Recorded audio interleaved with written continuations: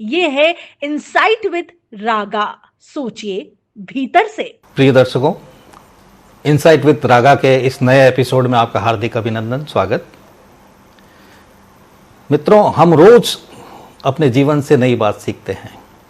कई बार अक्सर कहा जाता है कि जो किताबें नहीं सिखाती वो हमारे रोजमर्रा का संघर्ष हमें सिखा देता है। कुछ इसी तरह का अनुभव हासिल कर चुके डॉक्टर कपूर चौधरी आज हमारे बीच में हैं। हम उनसे बात करते हैं कि हम रोज किस तरीके से हमारे जीवन से सीख सकते हैं जो हम किताबों से नहीं सीख पाते। डॉक्टर कपूर चौधरी, आपका हार्दिक स्वागत, अभिनंदन। धन्यवाद। आप वैसे तो चिकित्सा क्षेत्र से बरसों जुड़े रहे हैं, आई थिंक 4 दशक से जुड़े रहे हैं, लेकिन आपने ये माना है जीवन में कि जो चीज़ हम किताब से नहीं सीख सके, अपने गुरु से सीख नहीं सके, वो हमने रोज़मर्रा की ज़िंदगी से सीखा है। आपने ये कैसे जाना? सबसे पहले उम्रों के इस स्वर्णिम पड़ाव पर मैंने जिंदगी को नज़दीक से ऑब्जर्व किया और मैंने पाया कि हमारी ज़िंदगी में हम बहुत कुछ केवल हमारे आसपास के जो भी वातावरण है, जो भी घटनाएं घटती है, उससे हम सीख सकते हैं। तो मेरा यह मानना है कि मेरा अनुभव ही मेरे सबसे बड़ा गुरु है। जिंदगी में जब भी मैंने देखा तो हम सब भाग रहे हैं, दौड़ रहे हैं, उलझे हुए हैं, हमें यह नहीं पता कि हमें क्या करना है।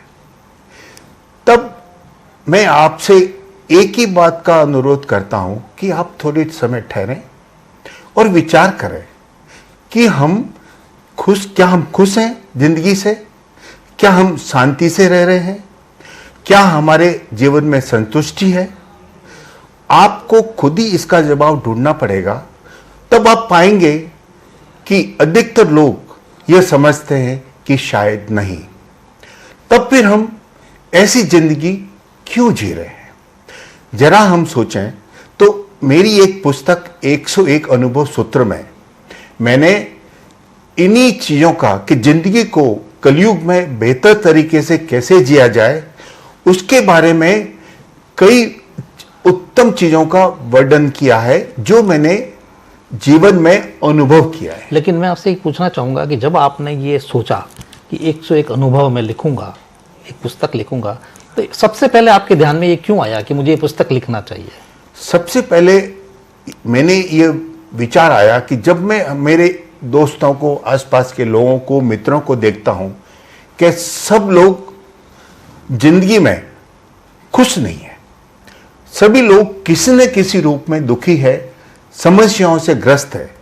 तब मैंने सोचना शुरू किया कि हम ऐसा क्या करें, जीवन में क्या चीजें समझें जिससे हम इन सभी चीजों का हम कुछ हद तक निवारण कर सकें और हमारी जिंदगी को हम और अच्छी, सुंदर, बेहतर और शांतिपूर्वक बना सकें। खुश होने से आपका क्या तात्पर्य है?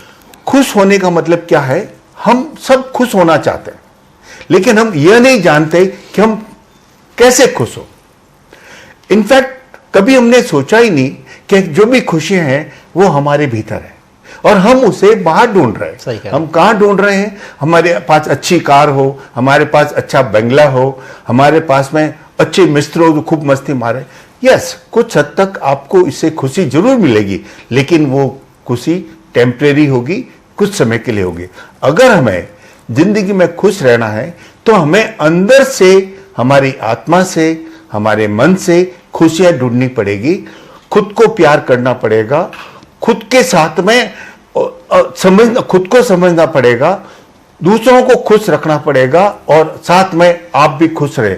अगर आप खुश रहते हुए दूसरों को भी खुश रखेंगे तो आपकी जिंदगी खुशनुमा हो जाएगी। आप 4 दशक तक चिकित्सा क्षेत्र में रहे, आपने कई तरह के ऑपरेशंस किए हैं थिएटर में, आपने कैंसर का अनुभव भी टाटा मेमोरियल में जाके लिया, जैसे मेरे को जानकारी मिली।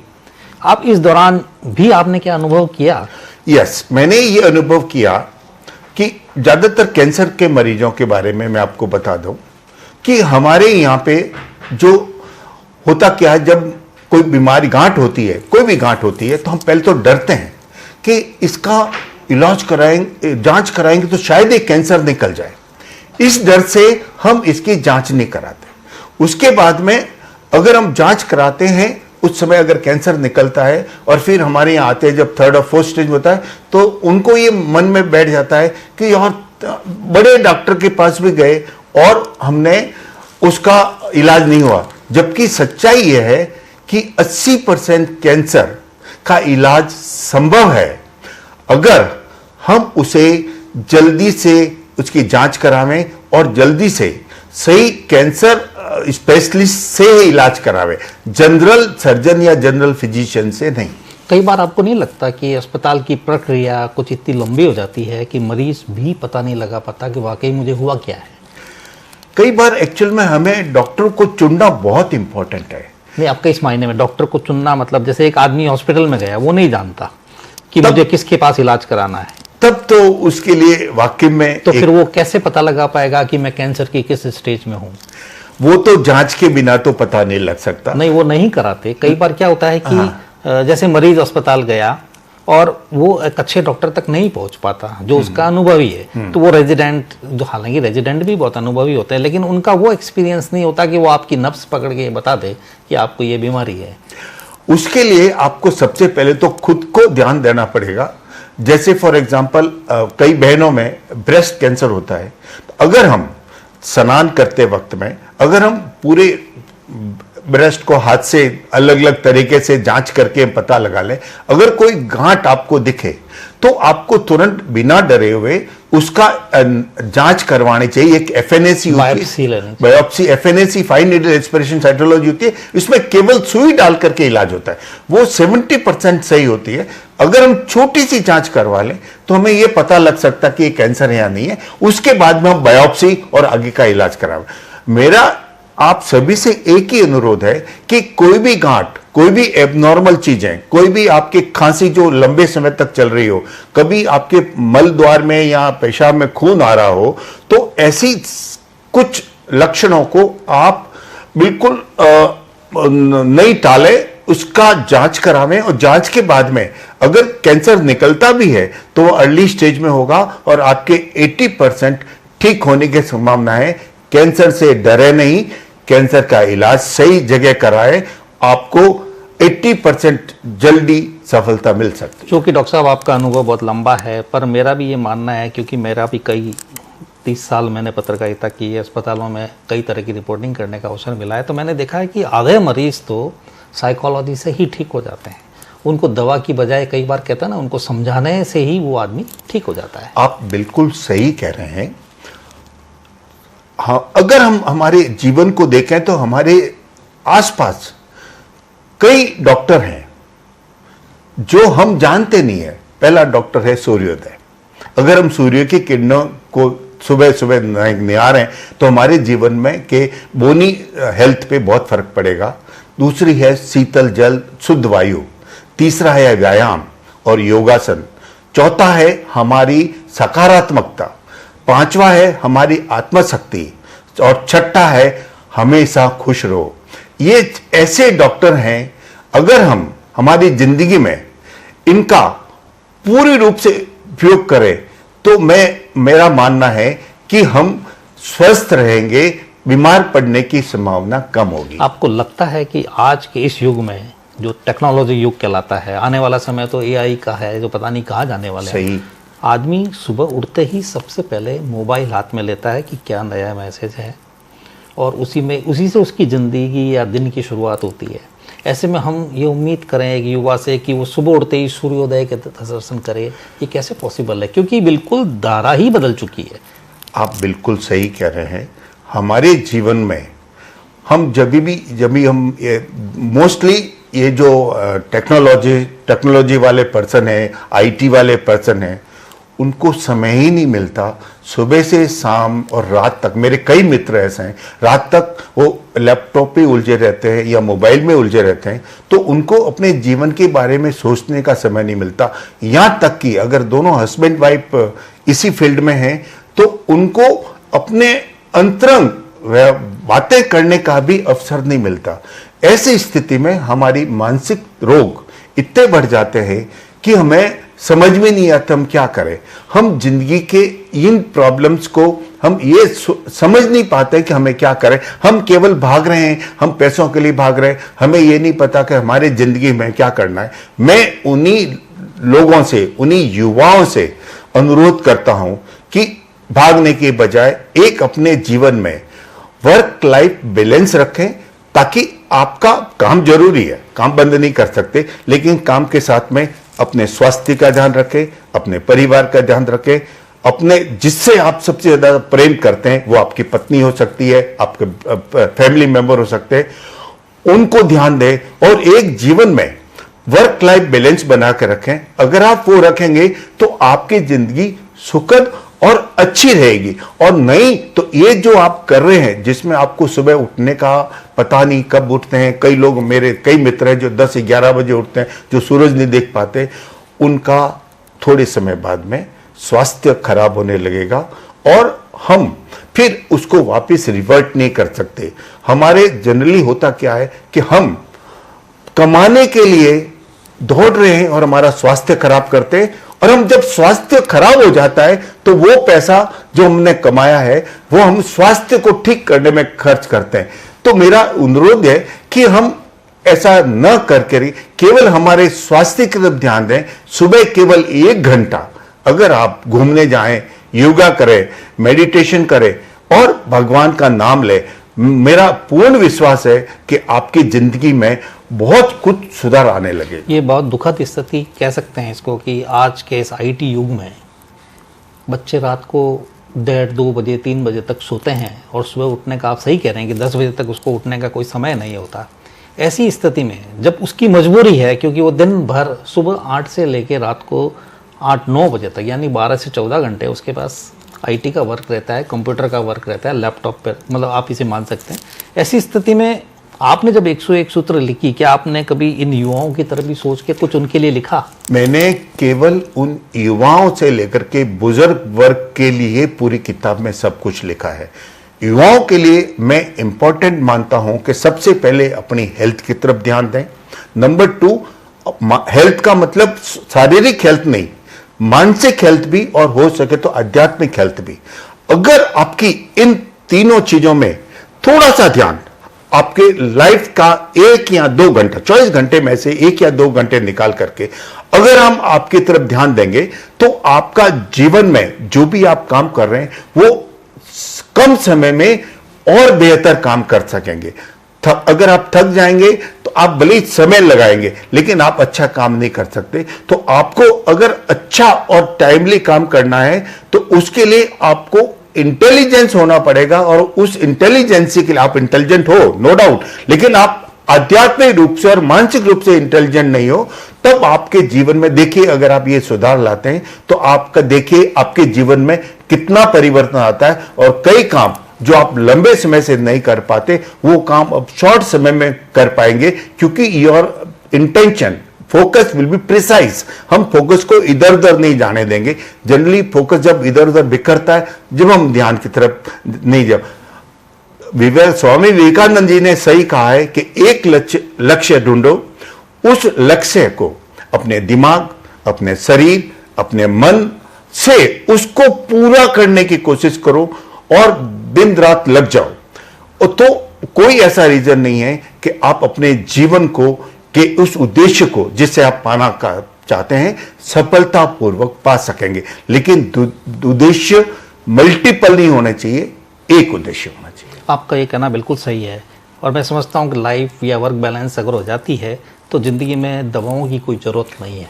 और पर आज आप देखिए कि अस्पताल में घुसने का मतलब यह है कि उसके पास एक दवा का बंडल तैयार हो जाता है, चाहे युवा हो चाहे बुजुर्ग, सुबह से लेकर रात तक दवाओं का सिस्टम चलता है।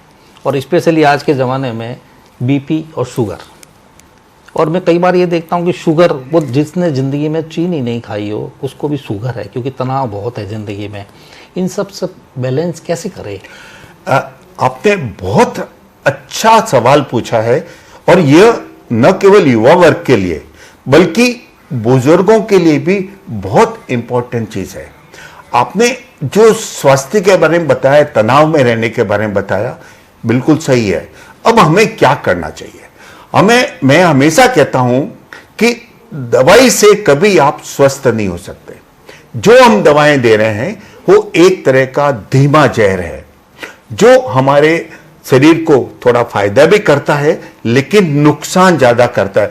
आप कभी उस दवा के बारे में, हर लोग नेट देखते हैं, उस पर देखें तो आपको पता लगेगा कि उसके साइड इफेक्ट्स, एक गोली के 10 साइड इफेक्ट होते हैं। हमारे फार्माकोलॉजी बुक्स में लिखा हुआ है कि यह दवा एक जहर है। तो अगर हम दवा की तरफ न ध्यान दे करके हम ध्यान दें अपनी मन की शांति की तरफ, हृदय के अंदर प्यार की तरफ, हमारे शरीर के अंदर स्वस्थ रहने के लिए जो आहार हम खाते हैं। आहार क्या है? आहार आप जो समझते हैं कि हम जो खाते हैं वो आहार है, नहीं। हम जो खाते हैं वो तो आहार है ही है। जो हम सोचते हैं, जो हम सुनते हैं, जो हम पढ़ते हैं, जो हम देखते हैं, वह सब भी आहार है जो आपके शारीरिक, मानसिक और आध्यात्मिकता को पोषण करता है। तो अगर हम हमारे जीवन में अच्छी चीजों का उपयोग करने लगे, सकारात्मकता का उपयोग करेंगे, तो हम ऑटोमेटिकली नकारात्मकता हमारे शरीर से सरी जाएगी और ऐसा कोई रीजन नहीं है कि आप स्वस्थ रहें। लेकिन हमें उसके लिए हमें ही कुछ करना पड़ेगा, दूसरा कोई व्यक्ति नहीं कर सकता। तो मैं हमेशा कहता हूं कि आपका सबसे बड़ा दुश्मन कौन है? तो कई लोग जवाब नहीं पाते, कोई XYZ बताते। मैं बताता हूं कि आपका सबसे बड़ा दुश्मन आप खुद है। आपका सबसे बड़ा दुश्मन खुद क्यों है? क्योंकि आपने ही अपने आप को रोके रखा है, आपने ही अपने आप को स्वस्थ होने से रोके रखा है, आपने ही अपने आप को आलस्य में डाल रखा है, आपने ही अपने आप को समय पे काम करने के लिए नहीं रोका रखा है, आपने ही अपने आप को शारीरिक व्यायाम और शारीरिक का ध्यान देने से रोक रखा है। तो सबसे बड़े दुश्मन आप हैं और आपका कंपटीशन किसी और से नहीं है, अपने आप से है। तो अगर आप चाहते हैं कि आप अपनी तरफ ध्यान दें तो कोई रीजन नहीं है कि आप अपने कार्य को सुचारू रूप से अच्छी तरह से। मुझे अच्छा लगा कि आपने चिकित्सा क्षेत्र के साथ साथ खुद को दार्शनिक और आध्यात्मिक तरीके से भी बहुत तैयार किया है, आपने इसमें भी बहुत अनुभव हासिल किया है। लेकिन मैं केवल मरीजों की बात नहीं करता, अब मैं आपको अपने फील्ड की ओर ले जाता हूं, जिस फील्ड से आप बिलोंग करते हैं।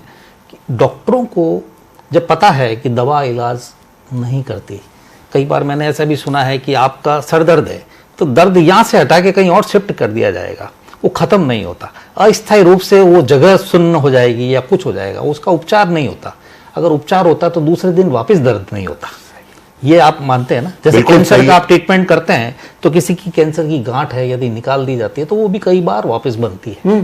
तो इसलिए कई बार ये अपन देखते हैं। तो इसका डॉक्टर को क्या कदम उठाने चाहिए कि जहां बिना दवा के उपचार संभव है? इनफैक्ट कई जगह बुक्स में भी लिखा है, आप लोगों ने पढ़ा होगा कि जो हम बीमार होते हैं वो शारीरिक बीमारी नहीं होती, बीमारी हमारी शुरू होती है दिमाग से। वेरी गुड, सही। और वहीं हम लोग मिस कर जाते हैं, इन द सेंस कि हम लोग क्या करते हैं, हमारे दिमाग को स्वस्थ रखने के लिए कभी नहीं सोचते। हम हमारे बारे में कि हम कैसे अच्छे रहें कभी नहीं, हम दुनिया भर का ज्ञान रखते हैं, लेकिन हमने कभी हमारे अंदर झांक के नहीं देखा कि मुझे क्या चाहिए, मुझे क्या करना है, मैं ऐसा क्या करूं कि मैं स्वस्थ रहूं, मैं ऐसा क्या करूं कि मेरे चारों तरफ मेरे फैमिली में, मेरे परिवार में खुशहाल। क्योंकि आज हमारे जीवन में दो इंपॉर्टेंट चीज है, एक तो हम खुद और दूसरा हमारा प्यार, हमारा परिवार जिससे हम प्यार करते हैं। हम इन दोनों चीजों से हम दूर होते जा रहे हैं क्योंकि हमारे पास में जो इंपॉर्टेंट उसके लिए समय ही नहीं मिल रहा है। तो डॉक्टर, मैं आपसे ये पूछ रहा था कि डॉक्टरों को अभी इन दवाओं से मरीजों को बचाने के लिए क्या स्टेप उठाना चाहिए? डॉक्टरों को पहली चीज तो मरीज को क्लिनिकल एग्जामिनेशन सबसे पहले करना जरूरी है, जो हम नहीं करते। हम केवल सिम्टोमेटिक इलाज करते हैं। सर दर्द हुआ तो सर दर्द की गोली दे दी, खांसी हुई तो हमने खांसी की गोली दे दी, कब्जी हुई तो हमने कब्जी भी दो ली। लेकिन हमारे पास में इतना समय नहीं होता कि हम उस मरीज को यह देख सकें कि एक्चुअल में इन सब का कारण क्या है। और जब तक हम क्लिनिकल एग्जामिनेशन नहीं कर लेते, हम सीधा मरीज आता है, दर्द हो रहा है, हम उसको सोनोग्राफी लिख देते हैं, हमको एक्सरे लिख देते हैं, हमको जांच कराने लिख देते हैं। पर जांच कराने के पहले मेरे मित्र, डॉक्टर मित्रों, मैं आपसे अनुरोध करता हूं कि पहले आप मरीज का क्लिनिकल एग्जामिनेशन करें क्लिनिकल एग्जामिनर का मतलब उसकी मानसिकता को भी देखें, उसके स्वास्थ्य की तरफ भी ध्यान दें, न केवल सिम्टम। अगर आप हमारे मरीज को पूरा हेड टू टो ध्यान से देखेंगे तो मैं अच्छी तरह से मानता हूं, और मैंने ये किया है, कि आपका डायग्नोसिस बिना जांच के ही आपके पास में आ जाएगा, और फिर आप जांच कराएं, उससे आपका कंफर्मेशन हो जाएगा। हम लोग कई बार डिफरेंशियल डायग्नोसिस बोलते हैं कि भाई इस मरीज में ये चीजें हो सकती है। हम जांच कराते, उसके बाद में हम सही नतीजे पे पहुंच जाएंगे और उसका हम सही इलाज कर लें। दूसरा, आपसे एक बात हमेशा कहूंगा कि भैया, जब आपका मरीज आवे, वो तकलीफ में होता है, उसको प्यार से बोलो, उस आपके चेहरे पे खुशी रहे, मुस्कान रहे, तो मरीज की आधी बीमारी उसी से दूर हो जाएगी। क्या बात है। मैं समझता हूँ कि हमारे जो चिकित्सक मित्र हैं आपकी बात को समझेंगे और अपने मरीजों को दवाओं की तरफ ज़्यादा नहीं ठेलेंगे। मैं एक चीज़ और पूछ रहा था कि आपको ये जो डायग्नोस वाली बात कर रहे हैं, मेरा भी अक्सर ये देखा जाता है कि डायग्नोस में भी कई बार ये गलतियाँ देखी जाती है कि एक ही रिपोर्ट अगर हम 2 जगह से कराते हैं, उसमें डिफरेंस क्यों आता हुआ? मैन बिहाइंड द मशीन, जैसे सोनोग्राफी होती है, अब जो बैठा व्यक्ति जो बिहाइंड द मशीन बैठा है, वो उसको क्या कैसे देखता है, किस एंगल से देखता है, वहां गलती आती है। आप बिल्कुल सही कह रहे हैं, क्योंकि कई बार 2 रिपोर्ट अलग अलग आती है, कई बार 3 रिपोर्ट आती है, 2 एक होती है, and this create a confusion. तो हमें ऐसी स्थिति में हमें मरीज को अपने क्लिनिकल डायग्नोसिस पे ज्यादा भरोसा रखना चाहिए, बजाय इसके कि जैसे आप कैंसर के अच्छे जानकार रहे हैं, आपने टाटा में अनुभव भी हासिल किया है सर्जरी का, और आपने शायद यहाँ लोगों को आप आज की तारीख में भी सजेशन देते हैं, घर आते हैं आपके पास? बिल्कुल देखते हैं। मैं कहता हूँ कोई मरीज है, उसको सिटी में, जैसे मेरे पास एक प्रैक्टिकल एक्सपीरियंस की बात करता हूँ, पिछले दिनों जयपुर की घटना है। किसी मरीज को सिटी के अंदर ये बताया गया कि आपकी गांठें रेडिएशन एंड कीमो के बाद भी है, लेकिन जब हम अस्पताल में गए उस रिपोर्ट को लेकर, तो वो डॉक्टर ये कहते हैं कि मैं एक बार दूरबीन से देख लेता हूँ, दूरबीन से जांच करके देख लेता हूँ अंदर की क्या स्थिति है, फिर हम आगे बढ़ते हैं। और वाकई उस डॉक्टर का वो स्टेप इतना अच्छा रहा कि जैसे ही उसने दूरबीन से जांच शुरू की तो अंदर कुछ भी नहीं था। तो ये ऐसा कैसा हुआ होगा? हम अभी भी इसमें हैरान हैं कि अगर एक मरीज अगर वो सीटी की रिपोर्ट मान के अपना उपचार करवाता और दूरबीन की जांच नहीं कराता, तो ऐसी घटनाएं क्या अक्सर होती रहती है? नहीं, कभी भी जब इलाज शुरू होता है तो हर तरह की, हर संभव जांच करना जरूरी होता है। केवल एक जांच या 2 जांच के ऊपर निर्भर नहीं रहना पड़ता। आप सही कह रहे हैं, एंडोस्कोपी बहुत इंपॉर्टेंट है। नंबर 2, हर गांठ कैंसर नहीं होती, कई ऐसी गांठें भी होती है जो बिनाइन होती है, वो कैंसर नहीं होती। तो हमें ये नहीं समझना चाहिए कि जो भी गांठ है वो कैंसर ही है। तो उसका अपन एंडोस्कोपी से, सीटी स्कैन से, एफएनएसी से और बायोप्सी से जब तक कंफर्मेशन नहीं हो जाता 100%, जब तक हमें आगे के लिए बढ़ना नहीं चाहिए। मैंने आपको चूंकि आपसे बात में 101 सूत्र पे ही करना चाह रहा था, पर चूंकि मेरा लालच था कि चूंकि आप चिकित्सा क्षेत्र से जुड़े हुए हैं तो क्यों नहीं इस संबंध में बात करूं। फाइनली मैं आपसे एक सवाल ये करना चाहूँगा, या मैं आप सुझाव के लिए आपको कहना चाहूँगा कि आप अपनी बुक को लेकर मेरे दर्शकों को ये ज़रूर बताएं कि जीवन को बेहतर बनाने के लिए कुछ शब्दों में क्या उन्हें सुबह से लेकर रात तक गतिविधि करनी चाहिए। मैंने जिंदगी में पहले इंपॉर्टेंट चीज है, हम लोग क्या करते हैं, या तो बीते हुए कल में जीते हैं या हम भविष्य की चिंता में डूबे रहते हैं। दोनों अवस्था में हम सुखी नहीं रहते।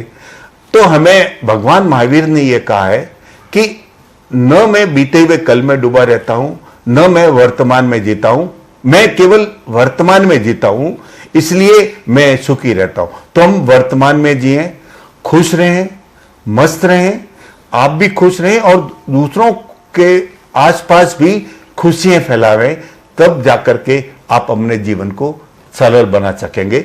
मेरे इस किताब में जो भी मैंने 101 सूत्र दिए हैं, वो मैंने अपने जीवन में उपयोग किया है, अनुभव किया है और उसको परखा है।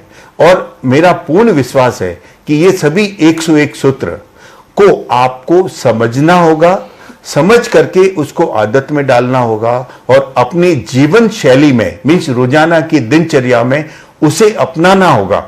अगर आप ये सब करते हैं तो मुझे पूर्ण विश्वास है कि यह 101 सूत्र आपके जीवन में युवा से बुजुर्ग वर्गों के लिए उपयोगी सिद्ध होंगे और जीवन में आप कई सफलताएं केवल इससे प्राप्त कर सकें।